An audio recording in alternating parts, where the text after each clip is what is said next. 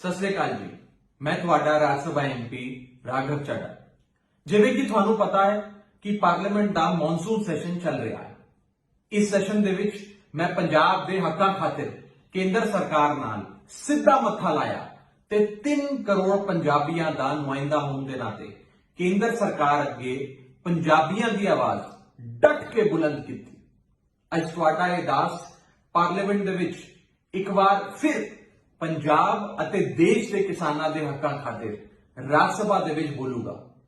ਪਿਛਲੇ ਸਾਲ ਜਦੋਂ ਸਾਡੇ ਕਿਸਾਨਾਂ ਨੇ ਕਾਲੇ ਕਾਨੂੰਨਾਂ ਦੇ ਖਿਲਾਫ ਮੋਰਚਾ ਖਤਮ ਕੀਤਾ ਸੀ, ਉਦੋਂ ਕੇਂਦਰ ਸਰਕਾਰ ਨੇ ਸਾਨੂੰ ਵਾਅਦਾ ਕੀਤਾ ਸੀ ਕਿ ਐਮਐਸਪੀ ਨੂੰ ਲੀਗਲ ਗਾਰੰਟੀ, ਕਾਨੂੰਨੀ ਗਾਰੰਟੀ ਦਿੱਤੀ ਜਾਵੇਗੀ। ਬੜੇ ਦੁੱਖ ਦੀ ਗੱਲ ਇਹ ਹੈ ਕਿ ਕੇਂਦਰ ਸਰਕਾਰ ਆਪਣੇ ਵਾਅਦੇ ਤੋਂ ਅੱਜ ਮੁਕਰ ਗਈ। ਮੈਂ ਅੱਜ ਪਾਰਲੀਮੈਂਟ ਦੇ ਵਿੱਚ ਐਮਐਸਪੀ ਨੂੰ ਕਿਸਾਨਾਂ ਦਾ ਕਾਨੂੰਨੀ ਅਧਿਕਾਰ ਬਣਾਉਣ ਲਈ ਪ੍ਰਾਈਵੇਟ ਮੈਂਬਰ ਬਿੱਲ ਪੇਸ਼ ਕਰਨ ਜਾ ਰਿਹਾ ਹਾਂ।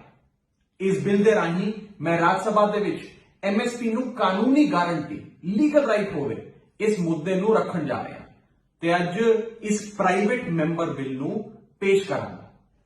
ਹੁਣ ਮੇਰਾ ਇਹ ਬਿੱਲ ਪਾਰਲੀਮੈਂਟ ਦੇ ਵਿੱਚ ਇੰਟਰੋਡਿਊਸ ਹੋਵੇਗਾ ਤਾਂ ਸਰਕਾਰ ਨੂੰ ਮਜਬੂਰਨ ਇਸ ਮੁੱਦੇ ਨੂੰ ਰਾਜ ਸਭਾ ਦੇ ਵਿੱਚ ਰੱਖਣਾ ਪਊਗਾ। ਨਾਲ ਦੇ ਨਾਲ ਐਮਐਸਪੀ ਦਾ ਹੱਕ ਲੈਣ ਦੀ ਸਾਡੀ ਲੜਾਈ ਨੂੰ ਇੱਕ ਕ੍ਰਾਂਤੀਕਾਰੀ ਜਿੱਤ ਮਿਲੂਗੀ।